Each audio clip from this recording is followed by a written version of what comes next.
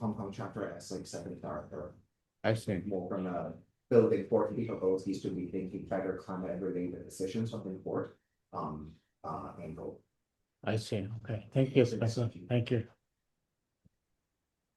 Right, this Timothy Hara, Yeah. born and raised in Hong Kong, and I'm the digital marketing strategist, and I'm working in marketing and communication, corporate communication for the past years, and also market research strategist. And I've also worked in charitable foundation previously, and I'm also a certified ESG panel, and my basic work is in digital marketing. That's my volunteer work is involved in youth development area. And previously, I'm an advisor in Hong Kong government in youth development. And currently, I'm doing some research on mainly on youth mentoring and also digital literacy. And coming, I will do is some training on digital literacy area and concerning ESG and the corporate social responsibility. Oh, nice. Thank you very much. Nice to meet you. Yeah, very nice to meet you. Yeah. Thank you. Yeah. Thank you so much. And we are such a good thank you for hosting us today. I'm Marina. It's a very magical experience to work with Chini in this global ESG leadership organization. And I run my own PR agency, started it before COVID, and I'm still running it. And my projects mainly are focusing on education, philanthropy, and something on arts and culture, and so on. And SDGs and education is something very close to my heart. That's why I'm interested to join hands with Chini and promote ESG and SDGs for community. Oh, I see. Oh, thank you very much for the. I'm very glad to see you, everyone here. Thank you. Jacko, do you want to introduce yourself?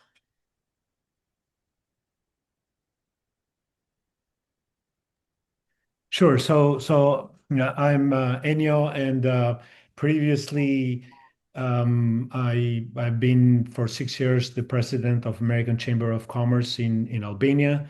I also run a CBS, Creative Business Solutions, which is a consulting organization, and we do work in many different areas, including access to finance for SMEs, green finance, but also general consulting on digital transformation, AI, and so forth, for groups and populations and businesses that are a little bit more vulnerable than the others. We have had a chance to introduce ESG principles. We created the first ESG network in Albania, which connected with a European ESG network. We've introduced generally sound business practices around the SMEs, but also corporates in the Western Balkans, essentially. So that is my introduction to ESG, but also picked up immediately the invitation from the ESG, global ESG leadership organization, as it was of very interest and a great opportunity. And looking forward to working with you, Mr. Hara, actually, and exploring a little bit more your thesis as well. So. Oh, thank you. Thank you. Yeah. Okay. Very glad to see you too. Sure. I wish I can go to your country, Tirana, Albania. Yeah, no, I have some thoughts about that, but I think we'll get a chance, to explore them. Nice to meet you. Okay. I want to say I'm Albanian American. I used to live in US, and so I have dual citizenship, and so I represent that part as well. So I see. Okay. So we will start it with Hara-san, Sure. introduce you Sure. and also your philosophy. Oh, okay. I'm from Japan. When I was young, I was an archaeologist in Central America, country like Guatemala, El Salvador, Honduras, Nicaragua, then researching migration routes with Indian tribes. So I spent 7 years. But I ran out of money to continue my research. So I wanted to make money to continue my research. So I went to the United States when I was 27 years old. So archaeologists doesn't know how to make money, right? Usually. Archaeologists doesn't know how to do the marketing, how to read the financial statements. So I needed to do it. So I went to the Stanford Business School MBA course and learned marketing, finance, accounting. But I was so much intrigued by classmates who later founders of the many high-tech companies in Silicon Valley, like Sun Microsystems, many other companies. They are very fortunately, they are the old classmates of the years. So I was also very much influenced by my classmates, like Scott McNeely. They later founded Sun Microsystems. I also met Stephen Jobs because he founded the company in 1976, and then 79 is the third year after he founded Apple. He came to Stanford quite often. And brown background, like he come here and there's 10 or 20 students surrounding him and discussing an exchange of opinions. He likes the Oriental culture and philosophy.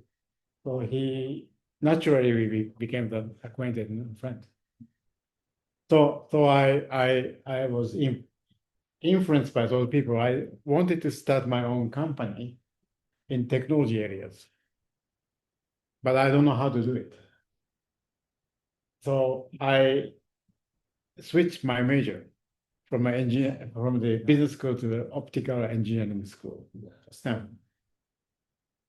And when I was at Stanford, second year master student, I founded my own first company, fiber optics company, out of my dormitory at Stanford.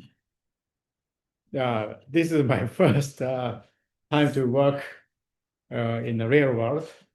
So I made so many mistakes. The company was almost bankrupted several times, but eventually very successful. This is the first the first fiber optics display company was founded by me. And then after 1985, at that time, I wanted to start the venture capital. The reason is when I was doing archaeology in Central America, I found out the society which is so different from Japan. Japan actually no rich people, no extreme. The Japanese probably richest people is probably the highest middle class in Hong Kong. We don't see the Hong Kong tycoon class rich people in Japan. But we don't see the very, very poor people we can see in Hong Kong. Doesn't exist in Japan. Everybody's middle class. But El Salvador, the country is only 14 white people, almost all the Jewish people. They control 99% of the wealth. Nothing in the middle. Other people, the indigenous people, Indians, mestizo is kind of like working like a slave. So I was so shocked because I didn't see such kind of structure in Japan. Even in the Toyota Motor or rich people in Japan, in a factory, there is no special dining room for the executive. We eat in the same table. Here we have almost every house has some kind of the Filipino servant. In Japan, nobody. So usually the children work for the work. They are trained. Wow. They have to clean the glass. So different. So I thought the building the middle class is very important, but the country like El Salvador, Guatemala, Honduras, Nicaragua are missing. They are all conquered by Spaniards. And later some country was conquered colonized by the British or French. And I didn't like that kind of system. I think it's not so good for the people. So I really wanted to create the middle class in those countries while I was doing archaeology. And also in El Salvador, these 14 families control the countries. But some indigenous people, in 1960s, there are two new universities was built. One is the Catholic University, one is National University. It's designed for white people, but a few Indian also allowed to study there. They studied their roots. They found out their roots is not from Europe, India, native people. So these people started to create some kind of the nationalistic movement. Or it's easily get the agreement among the people. Why these only 14 people exploit everything from us? So this is a natural, it's fine. This is not a communist. It's they want to take their own country back to them. They're getting the white people out. This is a kind of the sentiment in the whole Central America.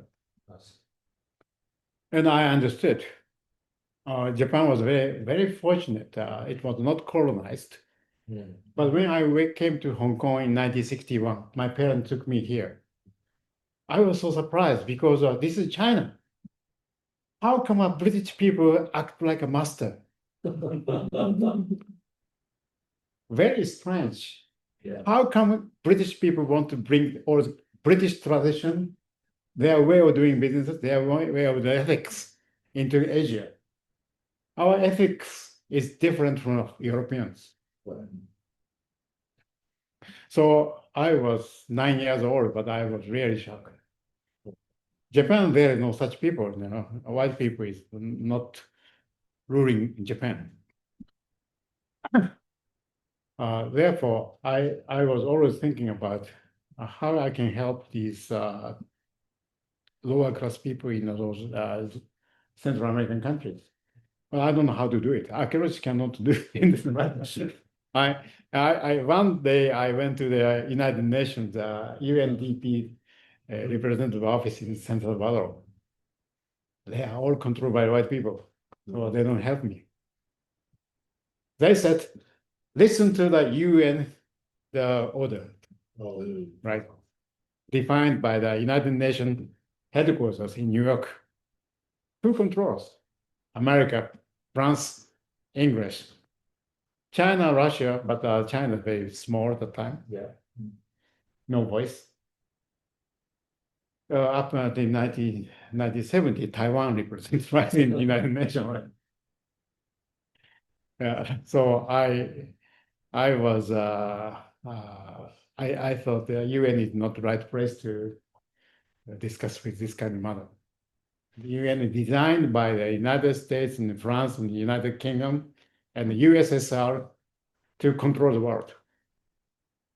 Later, I became the UN ambassador, so I found out their agenda is UN agenda is not good for the developing countries or Asia. I disagree like SDGs as a result. But anyhow, and that is my feeling, my experiences while I was young in Central America. So when I founded this venture capital, I had an idea. I can solve this problem by use of technologies. And I really wanted to create my company mission is to create well-educated, healthy middle class in the world. This is an agenda and a mission of my company. So I created this one in 1985. This is my business card set. So I created many startup company in a different field, like a software, telecommunication, biomedical, new material, semiconductors. starting from San Francisco, Silicon Valley areas, expanding to Boston, Boston and Massachusetts area, and then expand to the Texas areas, and then go to the Israel, and also United Kingdom, and continental Europe. Although I'm from Japan, I didn't do business in Japan until recently, because I don't know how to do business in Japan. Because I left Japan when I was so young. So and then now I am about to, since I am spending a lot of time in Hong Kong, I'm about to do in Hong Kong. Hong Kong is, I feel, Hong Kong is going to be the next center of technology and science. Silicon Valley and Boston area are dying. I know many people, I feel. And Hong Kong has a lot of the potential opportunities, but Hong Kong government, Hong Kong rich people do not know what they have. And then, so I am trying to do myself in Hong Kong and show the real example. My way of doing business is like in venture capital. Usually, I know many people in the world, in the United States, Europe, and Japan, Israel, or Hong Kong, but their purpose is to make money. So once the investor make investment, first question they ask the CEO or the founder is, when is the IPO? When do you exit? Yeah. Right? But my way of doing business is very different. Once I make investment, I tell the CEO and board of directors, the most important thing is forget about the investor. It's me. But the most important thing is to make a good product. Usually, I am not investing in the existing company. I'm always co-founding new companies. The reason is existing company is already financed by the investor who has a different philosophy of mind.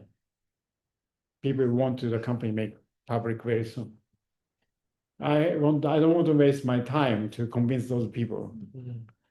So I already co-found new companies. Not 100% because my friend asked me to join, so I say okay. In this case, I don't just touch. I don't do anything. Let them do whatever they want. But when I co-found, I tell all the members of the company to concentrate to make a good product, to contribute to the society. I keep saying scientists, technologists, engineers, and management. And startup companies, they have to make a product. So first year, second year, third year, usually sales is 0, 0, 0. And they spend a lot of money to develop new products. So cash flow becomes negative. So accumulated loss increases every year, right? So many people think, why I am investing in this kind of stage? But it's very important because I have to create the new corporate culture. I do not want anybody in a company to think about the quick IPO. And after the company started the cash flow become positive. Sometimes the CEO come to me, and now is the time to reward the investors. But I say no. Next important thing is to make employees rich. Why? Because they are the ones who make the company successful. And usually, these companies, then what about the investor? They said, I kept saying, forget. Making profit, make a return to the investor is not the objective. Many people say, why? I say, the most important mission is to contribute to society. In order to do that, we have to make a good product, and also we have to have good employees. As a result, if a company makes a good product and employees are motivated, the value of the company is increased. As a result, investor can make money. Investor can make money not as an objective, as a result of the good conduct. So this is the way I am doing. I want to create this kind of culture in Hong Kong. It's very tough because of many young people who want to do this kind of businesses, get MBA degree from Stanford, Harvard, MIT. They are all brainwashed. Or Cambridge or Oxford, and not so good school. Because they teach companies owned by shareholders. The mission for the CEO is maximizing shareholders' value as soon as possible. I completely disagree. Mission of the company is to contribute to the society. But company should not depend on the donation. Company should depend on their own profit. How to do it? Make a good product, good service. And treat the employees well, motivating. If the employees are proud of themselves and feel some very strong feeling that they are contributing to society, they get motivated. So I want to create this kind of a business atmosphere in Hong Kong. Takes time. I had an operation in the US, UK, at the European headquarters in Israel. But in 2013, I shut down the Israeli office because I thought what we see would happen. So I shut it down, and then I looked around the world, and next place is Hong Kong. Many people said, "Oh, why Hong Kong? Hong Kong has nothing. Go to Singapore." No, Hong Kong is going to be the next place. And I am right because after 2013, actually there are not too many research institutions at the time. But in 2014, the MIT software team came to with me. They started to do some software development in Hong Kong. And same year, Karolinska Institute. It's a Swedish research institution. Very cool. Yeah, they choose Nobel Prize in medicine and physiology. So they also opened the research institution in Hong Kong. And then 2016, I came here almost every year and then met many university professors. In 2016, I was appointed by the Hong Kong Chinese University. I was asked to give only one lecture, but that lecture really, I don't know, but they really liked what I lectured. So they asked me to become a professor of the management. Hong Kong Chinese University, the professor of the business administrations. So I accepted. And then they asked me to train many students coming from China, mainland China. Many of them are Communist Party members. So I told them, communism doesn't work. You have to bring a new idea to bring back to mainland China. So that's I kept telling. And some people said, don't too much, because if you go to China. But I taught them. Yeah. And also 2017, Chief Executive Carrie Lam, I had a chance to meet her. On the first and second meeting, she asked me to become advisor to Hong Kong government. Because I am a special advisor to the Prime Minister of Japan. And also in that time, Trump was the president. And I'm also the co-chairman of the U.S. Republican Party Business Advisory Board. So Hong Kong needs somebody who opened the door for Japan in the United States.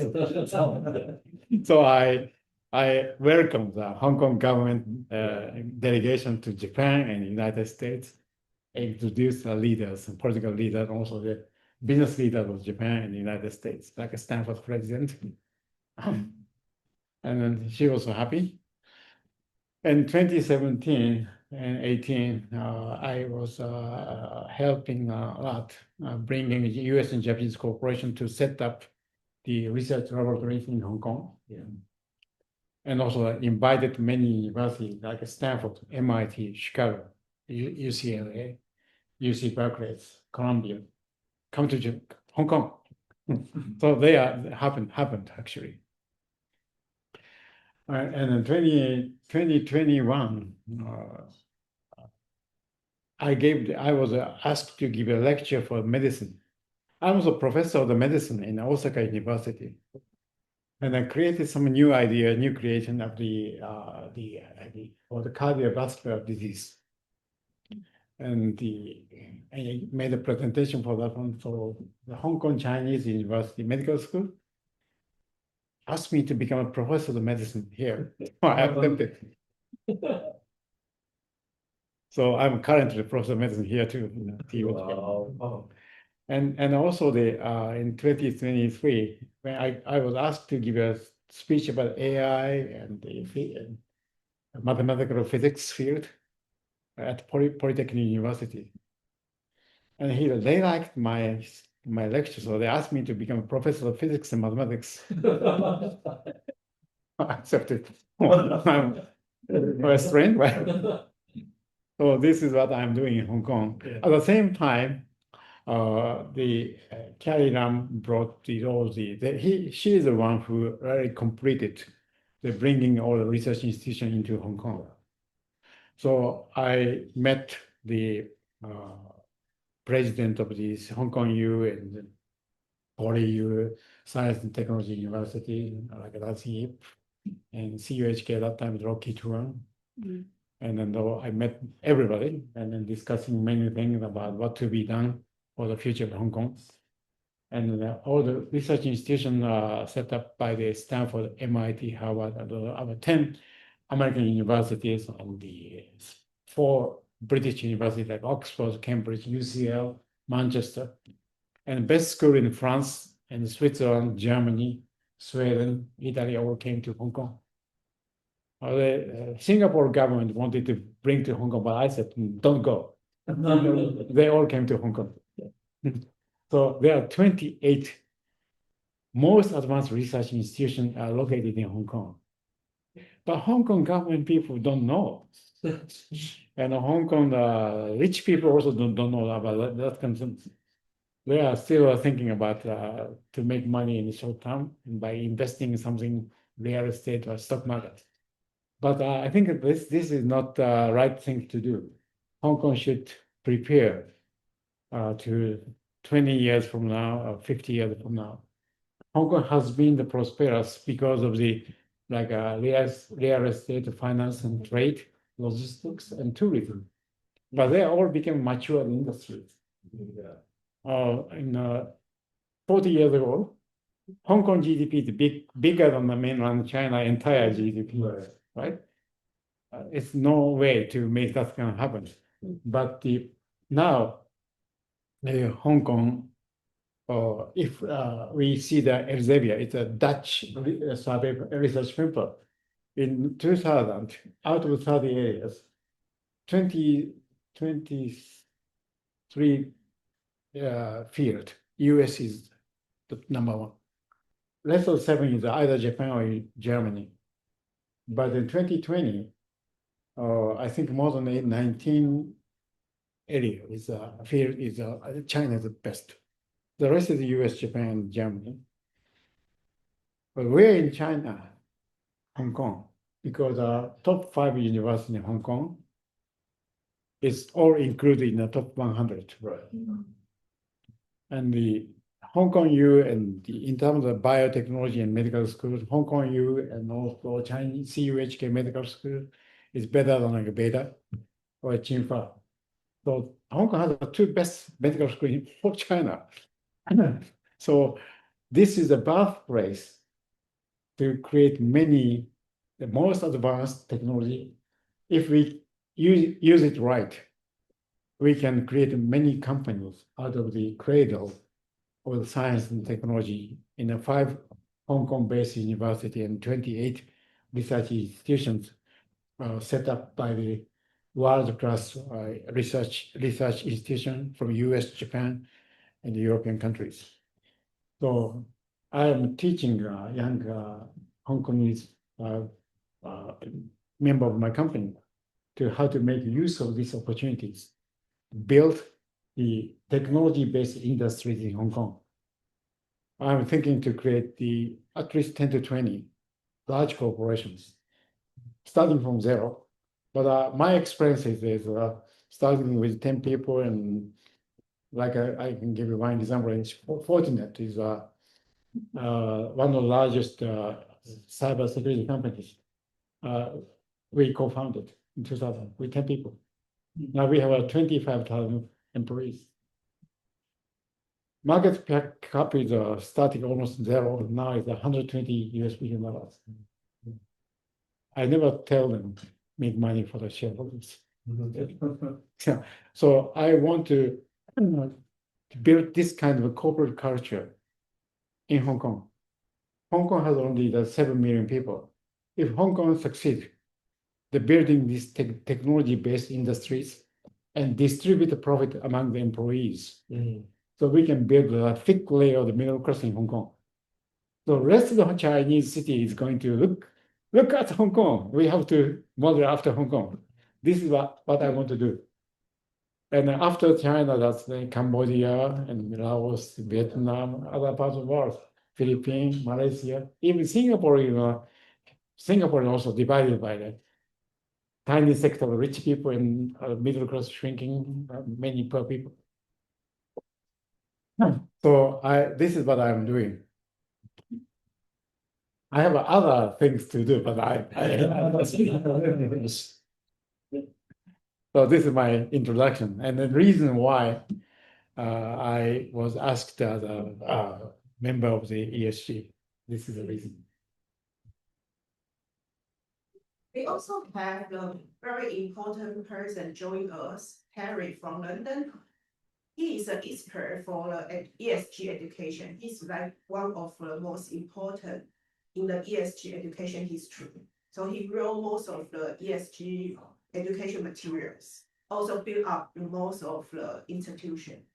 So I think in the future we have, because I love the Hara the idea of the public interest cup, and I can see your vision.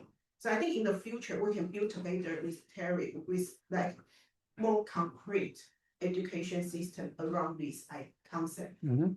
Okay, and sure. Really like building up the system, and then we can spread around the world. Okay, fine. Yeah. Really appreciate it. Because last time I had a conversation with Horace, and I think Horace last time mentioned about the ESG is more and more superficial, and the public interest capitalism is more focused on the governance. So I think that's ESG have to be more balanced with E, S, and G instead of just mainly focus on the environmental. Yeah. So maybe later we can work on how to transform the whole ESG concept with more action oriented and also practice oriented. Yeah, I think we should focus on G part first, because ESG G is really not defined as a good G to create a good society. I can explain. There are many US corporations like Hewlett Packard. They made $1 billion after tax profit. And the company success is not because of the shareholders' contribution. Employees, regional society, and the earth, because the company uses air and water, and customer because they buy the product, and supplier because they supply the good material to make something important, and long-term shareholders. I don't think we should include the hedge fund or activist, the people who makes money very quickly. because they are not really helping the company successful. They just exploit, squeeze the money out of the successful companies. But ESGs, doesn't say limit those people. And second, Hewlett Packard's case is $1 billion profit is 100% distributed to only shareholders. But shareholder in the States is very greedy. They say 100% return to the shareholder is not enough. CEO and board of directors borrow money, $540 million. So HP, Hewlett Packard is a shareholder takes $1.54 billion as shareholder return. But ESG think these companies said good governance. Same thing for Microsoft, IBM, Pfizer, McDonald's, Boeing, Johnson & Johnson. All the US corporation is distributing more than 100% of the profit only to the shareholders. I think we should define profit should be distributed among the stakeholders or members of the company which contributed success of the corporations. But it is not defined. Because ESG is quite often utilized by the financial people to make certain kind of investment really good. But the reality is not shareholder-centric.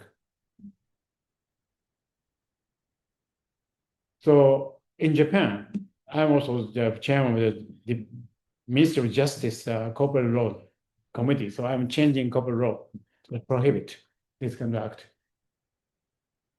So you are also the law professor. Yeah, Discipline.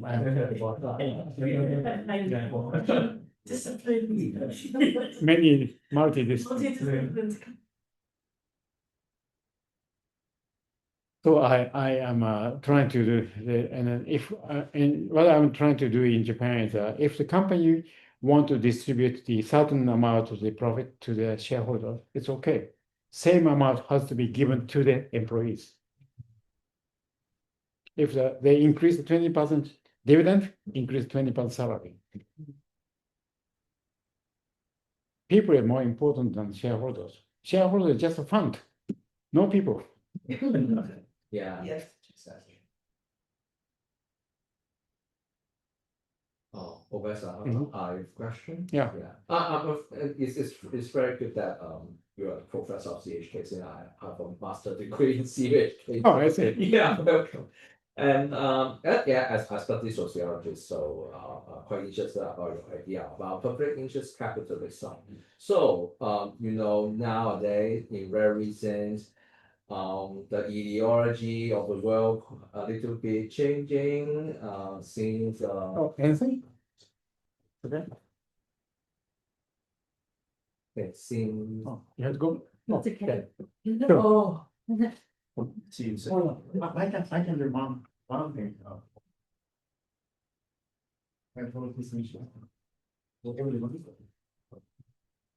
Later I explain, but I am going to give my hair. Can we distribute one each? For you? This is the company that I created in the world. And this is I didn't explain, but this I have a model railway museum. Oh, I see. We have a 6,000 train in the museum. Wow. Or visit Japan Yeah. later. Arrange a tour in Japan. Oh, yeah. It's in Tokyo. It's in Tokyo, Yokohama, right next to Tokyo. Yokohama. Yokohama, the birthplace of a railway system, so I built museum. Okay, see you. See you again. Thank you.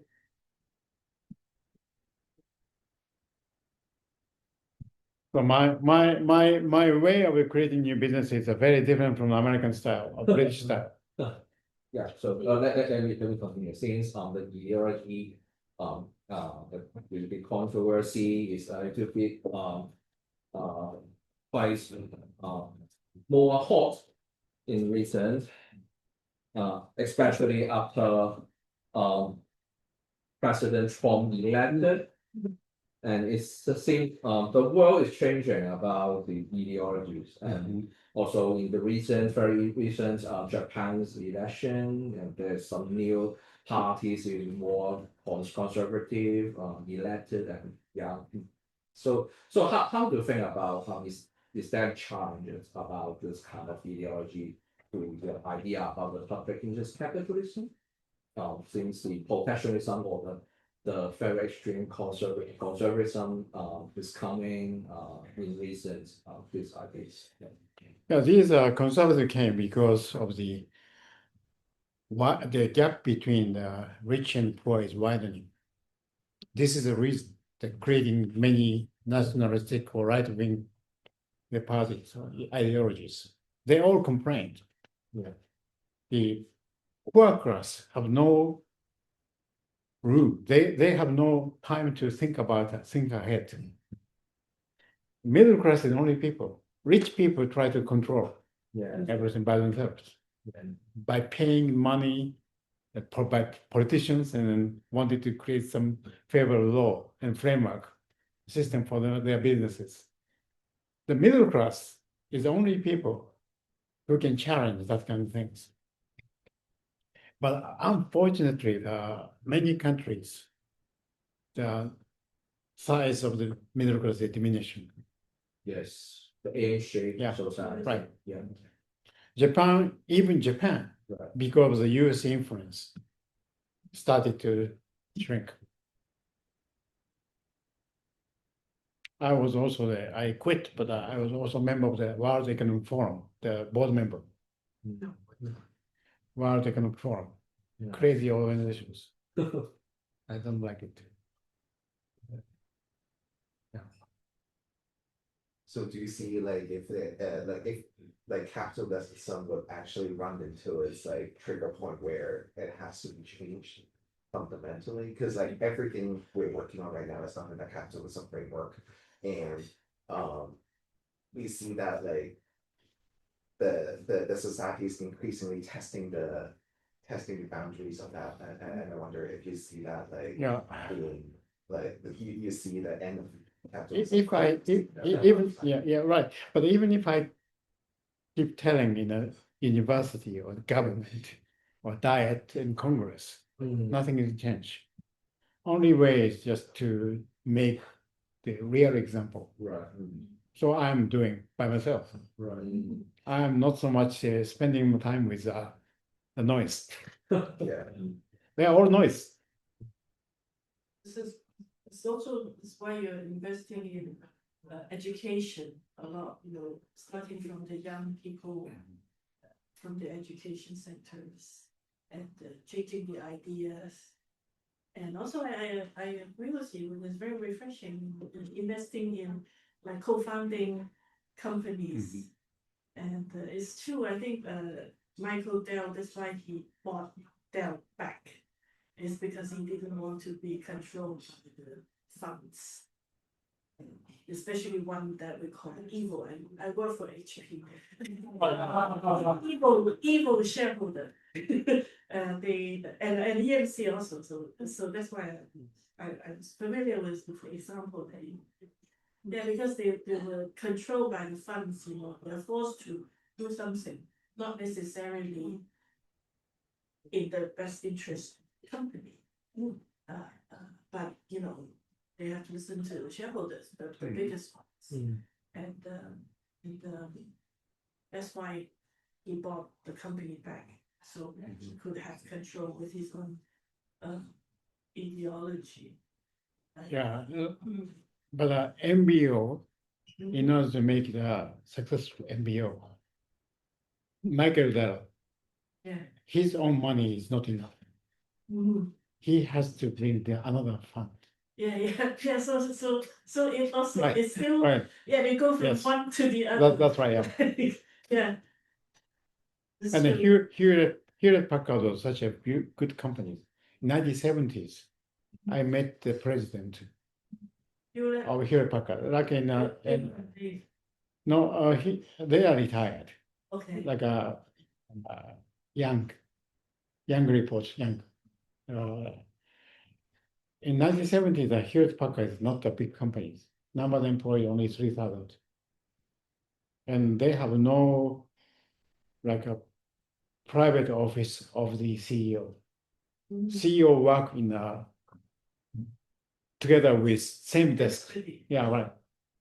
Very different from the other American companies. Other company has a CEO, chairman has their private office, but HP doesn't have. Similar to Japanese company. Japanese company doesn't, executive doesn't have their own office. They work together with the employees. Very different from the British American style. American and British style they have a class. Right? Yeah, quite Yeah. fixed. Japanese style, Hierarchy. everybody knows flat, very flat. Eat same thing, work in the same desk. This is Japan. UK and US is different. Some people. Or not. Yeah, sure. Hara-san, we have a question. Jacob, could you please unmute? Yes, yes. So incredibly interesting, Mr. Hara. Very, very, very interesting. And I think that we have, this is going to be particularly interesting for the ESG, for the global ESG organization, as we can, I think we should talk about, how to, not necessarily today, but how to incorporate some of these ideas and more important to apply with the mission that we have. So, and I think that's very good timing. But I also have a couple of questions. First of all, do you believe that two or three questions really? But do you believe that this kind of model, needs a little bit of a political support in able to, to get traction and become successful? Number one, and how have you seen a little bit more traction in countries like Japan, who maybe has, naturally a little bit more, supporting culture for this kind of model. And then secondly, is it, I assume that one of the hardest thing to implement here is going to be the need for capital. Some of the companies, especially small companies, have a thirst for capital, and therefore they end up going with hedge funds and the other companies that are going to invest of them. Of course, they need short-term returns, and there comes. So, how would you advise these companies to go into the market and ask for capital that is not going to have all the negative consequences that we know about, but it would find a company like a venture capital like yours, for example, but I assume there are not so many. So what can a company like this do? I mean, maybe these are big questions that need a little bit more time, but just maybe if you can touch on this a little bit briefly. Okay. First, when the political party, US, Europe, and Japan, asked me to give a presentation, a speech, I tried to accept as much as I possible. Or United Nations, like the UN is asking me to give a talk. I have no time to give a talk in New York City, so I asked them to come to Tokyo. So I'm going to do the Deputy Secretary General, and I are going to give a speech in public interest capital in sometime in November in Tokyo. But I don't expect they're going to change. Okay. Most of the people, their motivation is money. Sure. Therefore, I don't expect them to change. But better than nothing. I just give them an idea. Some people may like the idea, want to do it. So without any expectation, I talk to the politicians. And to the second questions, now we entered into the vicious cycle. So it's very hard to find out an investor like myself.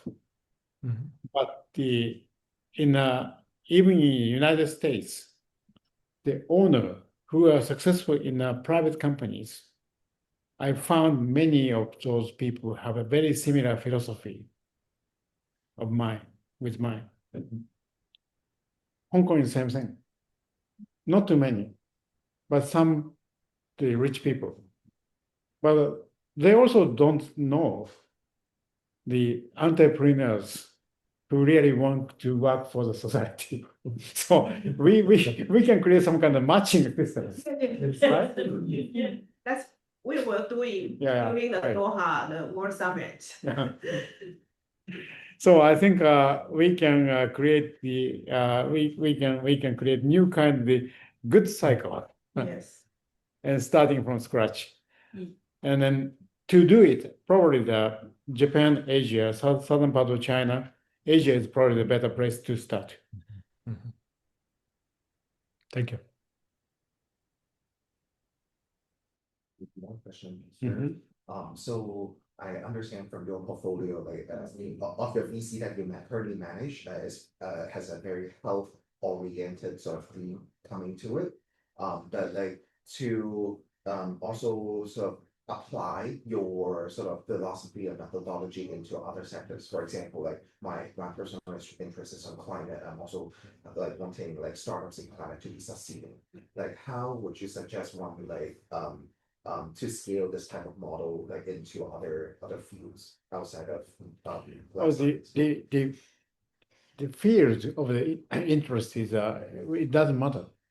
But any company can choose anything, like it can be service, can be a technology in the life science technology or semiconductor, AI. The structure that I'm explaining is that they can make money, but they treat the company well. So it's depending on the who found. If the semiconductor engineer found the company, it can be the semiconductor companies. Or I did many different fields. My focusing here in Hong Kong is healthcare. Because as you know, Hong Kong's healthcare technologies are very, very good. But Hong Kong is very weak in software, very weak in AI, very weak in almost nothing in semiconductor. So instead of choosing the weak area, I'm choosing the strong areas. Hong Kong U and Hong Kong CUHK, their medical school is the best. Yeah, one of the most advanced in the world. But Hong Kong government do not know how to make use of it. Thank you for that honesty. Alison, how do you envision the ESG evolving development in the next decade or so, given the geopolitics situations? If we change the G part, we can make a new definition of the G. If ESG exists to create well-educated, healthy middle class, and then if this concept is spread around the world, this is the most important thing.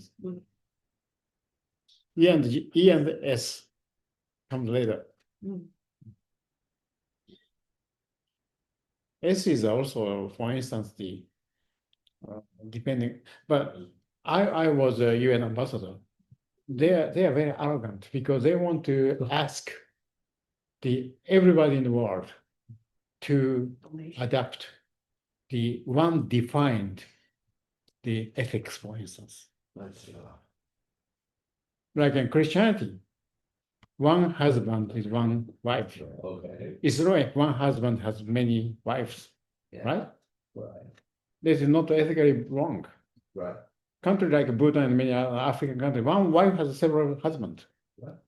But you intend to say, this is the right thing, the rest is what?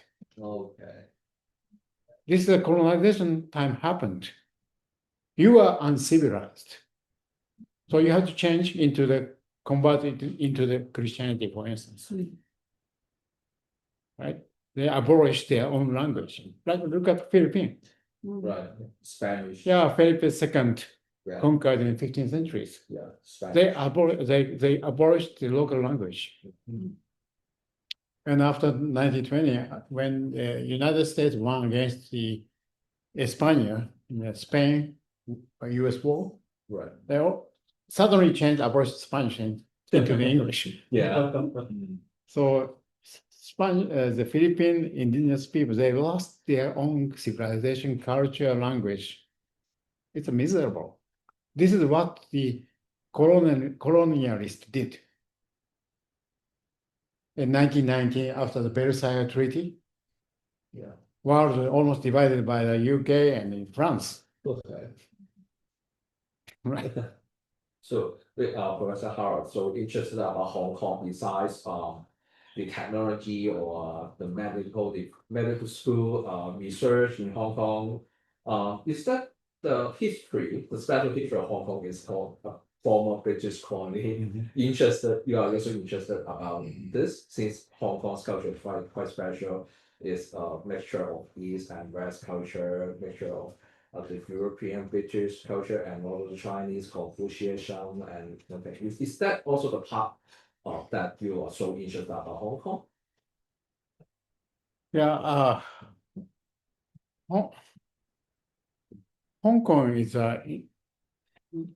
the reason that Hong Kong it interests me is that when I came here when I was 9 years old, Okay. and I fell in love here. Oh. So I came here so often, but my business is technology related, so I thought nothing to do in Hong Kong. I just came here as a tourist. But in 2013, I thought this may be the future of the center of technology. And then this is happening now. I see. But I remember last time you mentioned you are going to open like 6 different hubs in the 6 university, right? Oh, Yeah, I'm doing. For instance, our president, our team in Hong Kong is still very small. Therefore, we cannot do any big things. So, also I was requested by the Hong Kong universities. But the first university I start with is the Hong Kong University. The Hong Kong University wanted to commercialize their science and technologies. And they asked the companies, so-called company who has experiences from US, Europe, Israel, Japan, or including venture capital and private equities. But they are all led by the finance people, right? So they came to Hong Kong University and then, oh, this is a good technology. When you're going to make it public in 3 years? Right. So Hong Kong University didn't like that kind of attitude. But Hong Kong University itself, even they have such a great business school, Right. they don't know how to do it. So they asked me to help. So Hong Kong University and my company, Debt Partners, is setting up joint venture corporations and commercialize the invention and discovery done by the Hong Kong University professors and researchers in medical school, pharmacological school, dental school, biochemistry department, and of the engineering school, or healthcare areas. So that's going to happen next year. So that is the first thing. And then after we do the Hong Kong U, the rest of 4 universities waiting for us. So, Hara, now we have a question. Priti, it's your turn now. Can you unmute, please? Thank you, Shini, for organizing this and for Ambassador Hara for sharing your experience and time. A short, quick context. I've been born and brought up in the lower middle class, where my dad worked 3 jobs to give me the education, which allowed me to work for brands like Adidas and Nike for 20 years, and to be able to then graduate from Oxford, one of the things that I think deeply about is how do we bridge the gap in understanding of the things that we are trying to change collectively as a group versus the not money equating to greed, but the for-profit organizations and the needs. And I really believe in uh, the Japanese philosophy of kintsugi, that what is the gold? And in my humble opinion, it's like finding those solutions. Giving an example, that in fashion, when in my roles I was trying to find, okay, how can we use sustainable materials? It was about, okay, they are more expensive. I went out, now I offer to the brands where they can afford sustainable materials at same cost as unsustainable materials. So it's not implying or taking away from the profit. It is a honest choice that they have to make and uplift all these upcoming sustainable suppliers. So what I'd like to ask you and understand your thoughts, what are some of the areas where we can focus on to bring more solutions to bridge that gap, assuming we have goodwill, we have conscious people sitting in leaderships across the world, but where is the unlock for bridging that financial gap, which allows for better solutions, not to give the maximum ROI, but to give an sustainability for profit for the organizations? And your thoughts about it? Yeah, Japan was a very good example of the circular economy. So we don't waste anything, but we recycle everything. This is our own tradition until 1867. But we are obliged by the British, America, France opened our country. And then, unfortunately, we had to import their culture into Japan. Their culture is different from ours. Our economy is based on circular economies. The Edo era in 300, we didn't import export, but the GDP in Japan grew very fast. But the American or European economy is based on trade, like slave trade, these kind of things. And then also materialism. And also their economy is based on consumptions, waste. But unfortunately, Japan has to be affected by that kind of Western cultures. We couldn't say no because otherwise they're gonna attack Japan. So, well, reluctantly, but they gradually started to accept. And after the Second World War, America took over. American power is very, very, very strong. Japan. The propaganda says, for instance, the United States occupation army in Japan. Many people are brainwashed. They exist to protect Japan from China or Russia. That is not true. United States, it's written in 1952 Japan-US Treaty. US is so much afraid of Japan to attack again United States.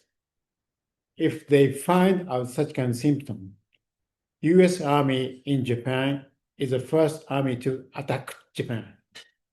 This is the purpose. This was confirmed between the Nixon and Mao Zedong in China, 1972. If Japan do something against, let's make an alliance between China and United States and attack Japan. So we don't know because all the media are controlled by the American media, ABC, CBS, NBC, and all the Wall Street Journal, New York Times, Washington Post, they get united. Financial Times and the Times, the same thing, BBC.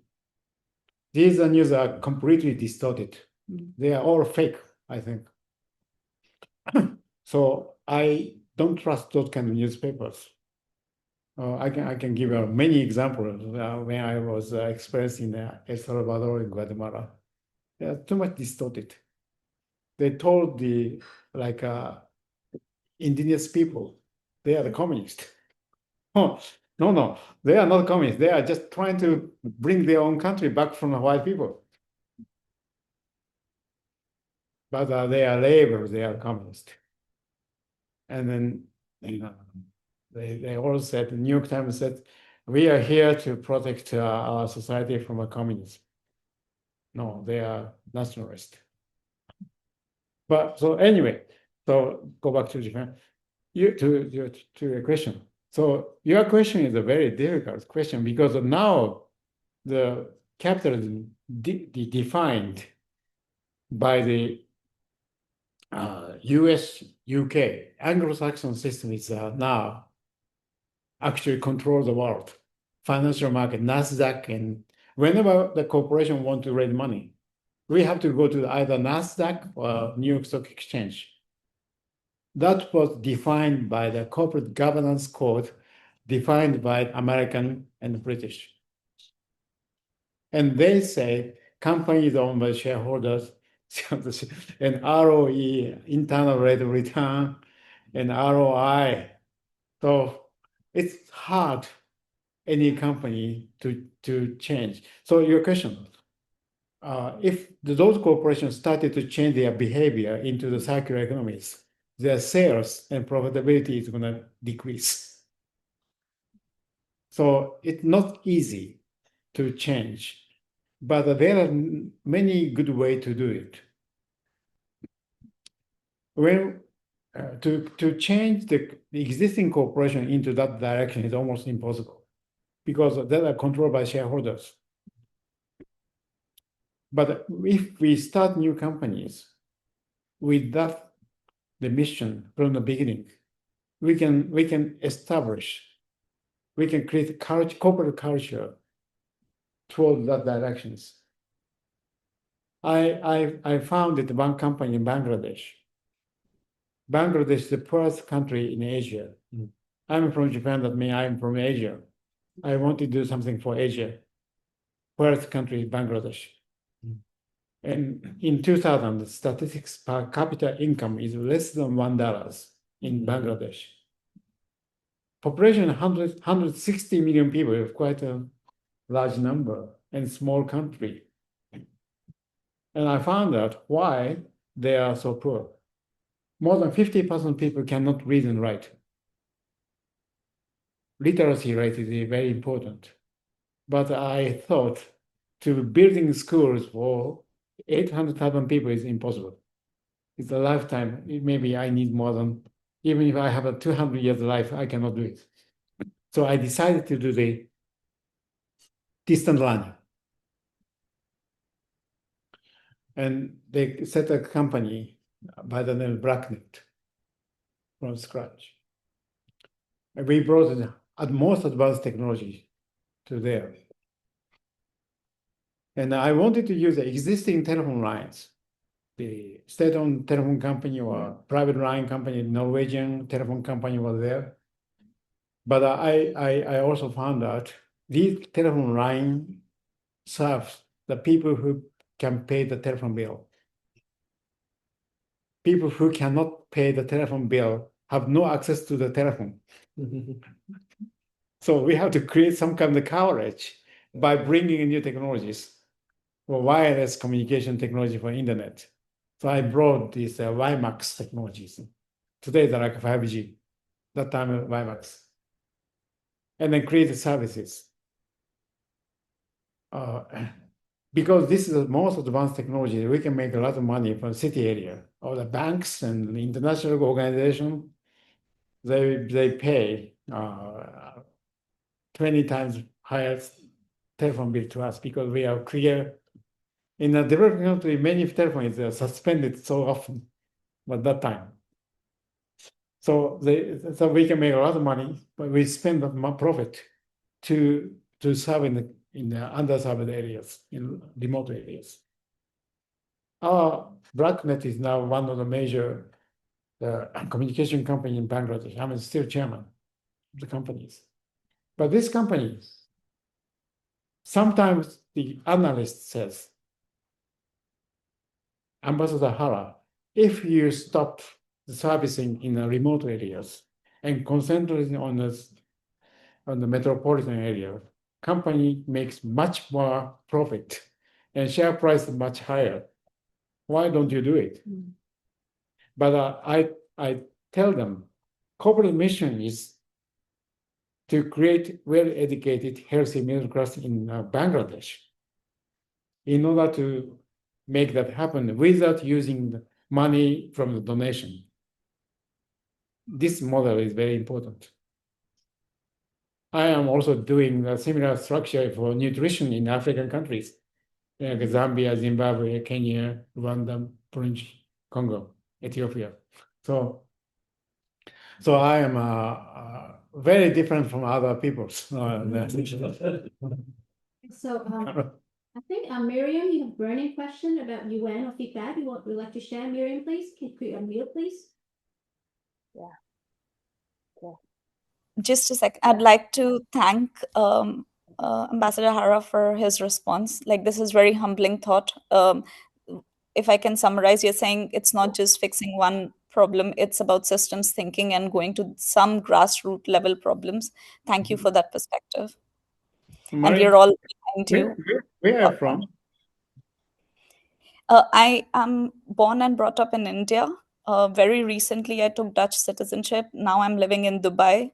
And I'm basically focusing on, after 20 years of corporate, I have launched my own firm for the very basic reasons you're saying, and left all that comfort behind, because changing these topics means being an independent firm and focusing on the unlocks for the key values. So 2 things that I'm focusing on is I have an AI firm which enables small businesses to actually think how can they not raise funding and use AI to do the stuff which they need to be doing, which allows them to then grow more independently, instead of the first thought being, let me go fundraising route. That's where most of the SMEs which want to change the world are already, like, let's say, in golden handcuffs. So I do completely resonate with your thinking, and we are all here with Chini's due to Chini's efforts. So definitely looking forward to how we can contribute and collaborate to make this thinking the baseline for the next generation, that they don't have to figure out in 40s that there was an option to do this differently. So thank you so much. This was very, very insightful. Oh, well, you're welcome. Yeah. So Miriam, could you unmute, Yes. please? Yeah. Okay. Very nice to meet you, Ambassador Hara. And I wanted to comment on the UN, the fact that you have been at the UN, because I have a lot of friends who've been at the UN. In fact, they're there right now in ambassador capacities. I actually grew up in South Asia, India, Pakistan, and Bangladesh. I've lived in all 3 countries, and I'm actually in Bangladesh right now. I'm very familiar with BRAC. Yes, and the fact that you mentioned BRAC, I was like, oh, that's just amazing. I would love to hear more about that. I do work with BRAC also. I knew Sir Abid, and I know Asif Saleh very well. Tamara is a childhood friend. So I'm very familiar with BRAC. And we're working with them right now because I have a startup which is focused on plastic pollution. And my family has been in Bangladesh working on jute and tea for more than 200 years. And so we are now incorporating jute and other plants and plant waste to make our products. But yeah, my point was to talk about the UN, but somehow went off when you mentioned Bangladesh, because there's a lot of things going on over here. We had a revolution last year, as you might know. and we have elections coming up in February. I'm based in California, but because I grew up this side of the world and I saw that there are opportunities to do something here, I work with a lot of youth and youth groups. So we're talking about plastic pollution awareness, things like that. But anyway, it was very, very nice to meet you. And again, I would love to, talk about BRACnet, the work that you have done, or if there's any way that I could help, because being part of Global ESG, I'm always excited to see if we can network and assist each other. But thank you very much, Ambassador Hara. Good to meet you here. Thank you very much. Thank you for the opportunity. I'm so glad to know the person who knows Sir Abbott. My company was co-founded by me and him Oh, wonderful. in 2005. Wonderful. Welcome to Bangladesh anytime. Welcome. Yeah, I went to Bangladesh more than 40 times. Woo. I know everywhere in Bangladesh. Dhaka, Chittagong, Sylhet, everywhere. Very nice. And Bangladesh is one of the few countries, the Islamic and Islam and the Hindu can go along. Yeah, diversity. Yeah, very nice country. So I really helped. I created a microfinance graduate course together with Professor Yunus in 2006. He is now the caretaker government prime minister. He's at the UN right now. Yeah. I see. Yeah. He is. he just spoke a day ago. Yeah. We're there. Yeah. We You were were in the same. Oh, you were there? Yeah. Oh, really? Oh, I see.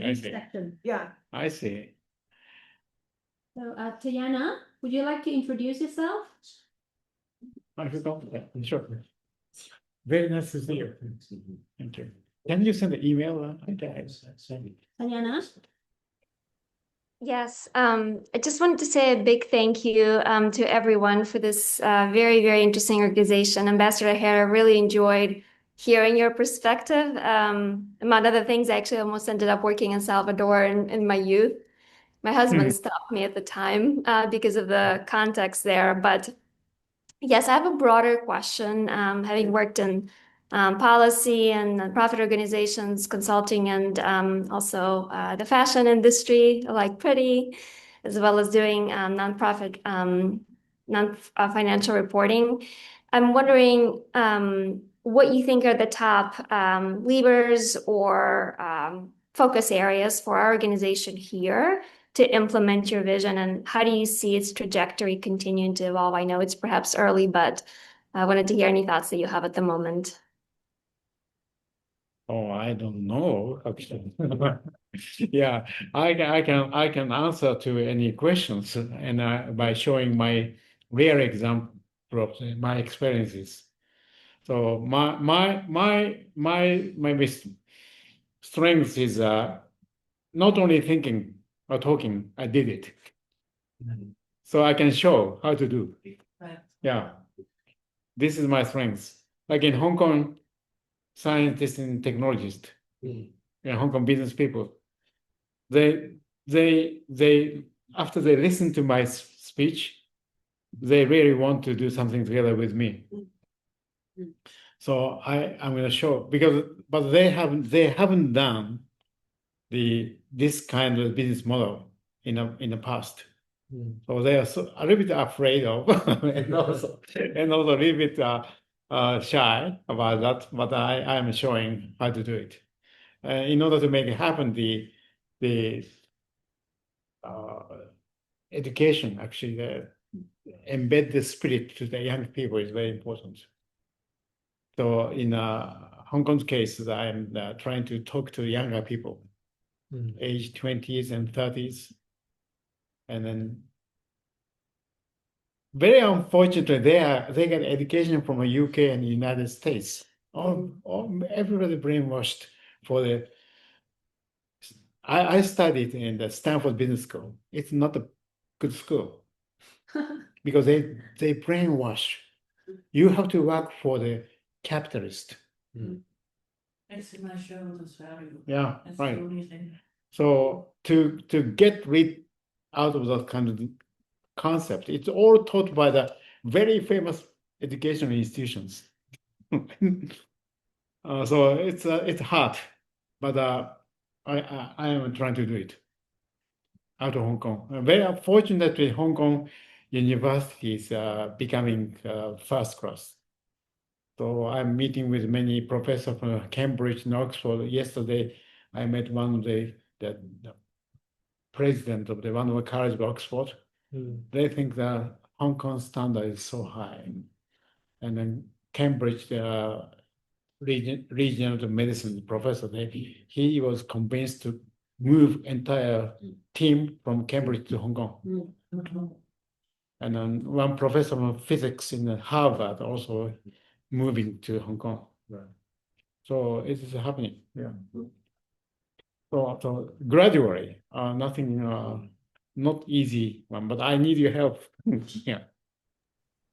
It's true. We all get impatient sometimes because we want the world to be a better place fast, but it does take time. And you're right. I think setting the vision is absolutely critical. Without that, we cannot move. May I ask you, where are you now? I'm really curious. Yes, I'm actually in Berlin. Berlin? So most of my life I've spent in the United States after my family moved from Russia. So I was born on the Asian side of the world. And then I'm reconnecting with the European roots. Oh, I see. I go to Berlin every year. This year I was asked to give a speech in Bonn, in Germany, at UN University, and talked about this idea, public interest capitalism.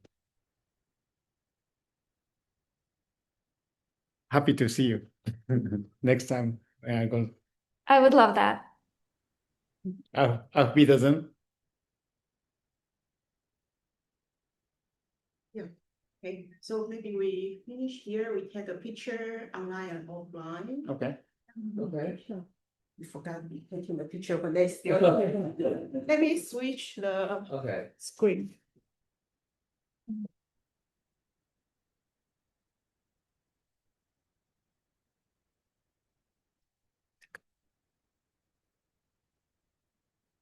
Well, we still have quite many people. Oh, Yeah, they are having from Netherlands and also from Taiwan, from Malaysia, from Indonesia, like everywhere. oh, I see. Yeah.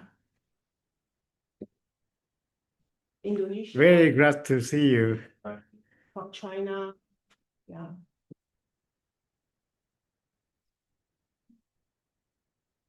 Someone from China too? Yeah. Yeah. Jessie is Jessie Chen. Oh, yes. Located in China now, but also working between China and Taiwan. I see. Yeah. Right. Oh, okay. Hello, Mr. Ram.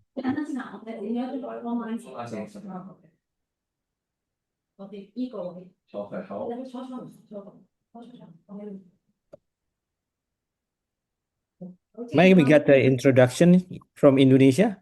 We haven't yet get the turn. Hopefully we get the 2 second. Thank you so much. Hello, Ambassador Hara and everyone. Thank you so much. I'm represent Indonesia in this case from Vortex Advisory.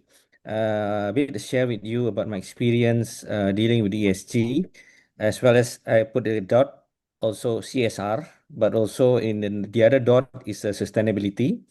In the case of Indonesia, what we're facing it is right now is I think the awareness. I think that's the context that we need to put into the perspective. I think this is also the call for the organization, the one that we talk today, how we can form, the program that can match for each country, but also can refer of as you say, that we part of Asia, maybe that may be more because of, in this one case, Indonesia is one of the, what do you call it, center of the green side of Amazon, but I think we facing very much destruction on the forests. I think this is also the urgent call. But as we call, that's why I mentioned it's about education, Ambassador Hara, and hopefully this also things that we can put a line to put into the other stakeholder, in particular government sector, to put more rigorous approach to help standard, and then to apply more to Asia, quote unquote, ESG context, right? I think short introduction in Indonesia, this awareness is become a key issues, but also I know Professor Tom Kosnik from Stanford. He visited Indonesia for a while ago. I don't know that we if you call him.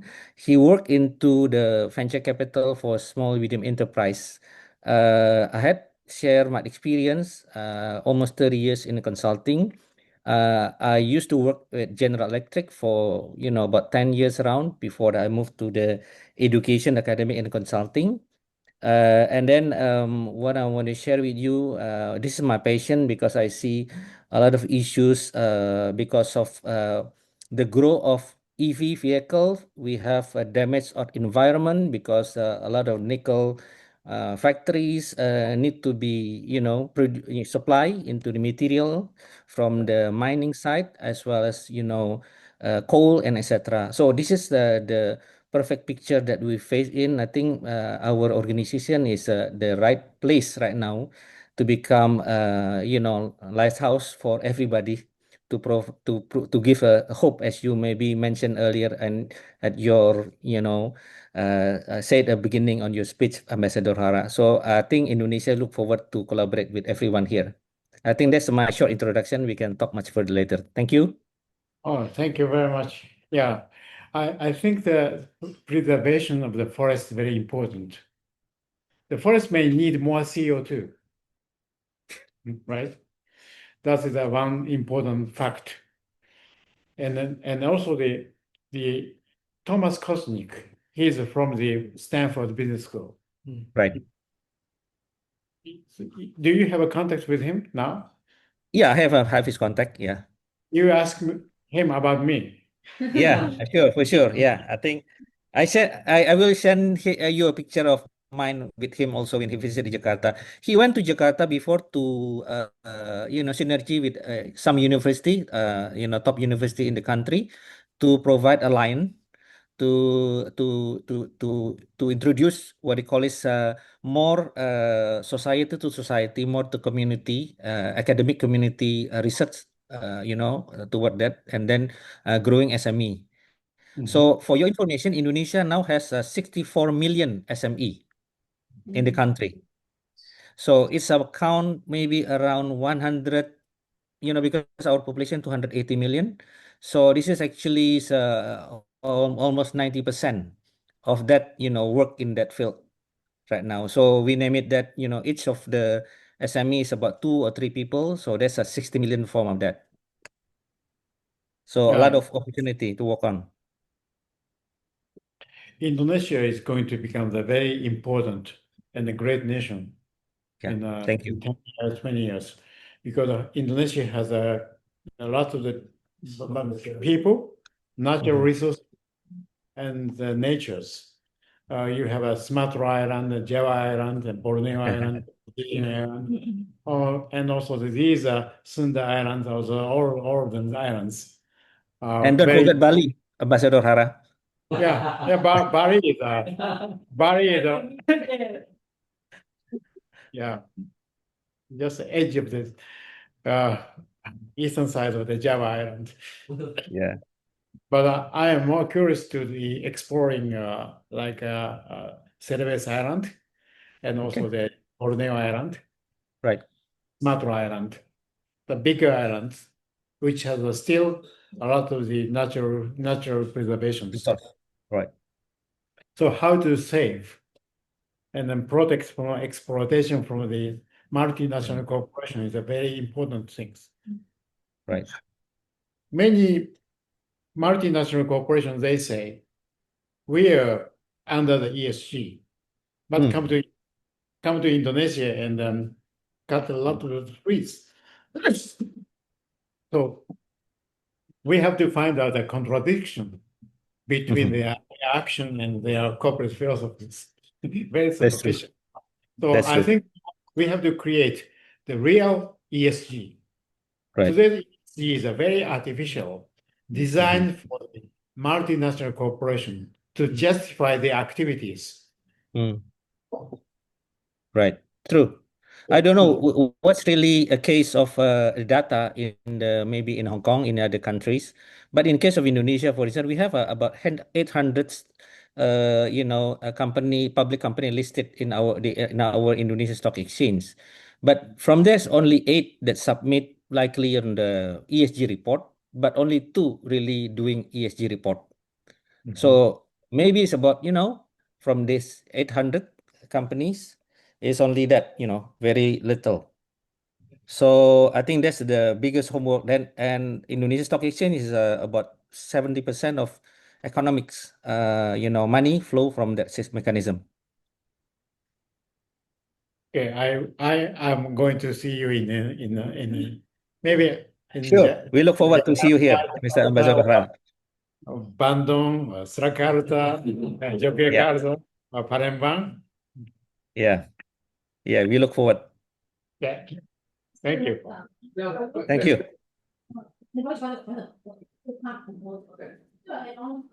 Yeah.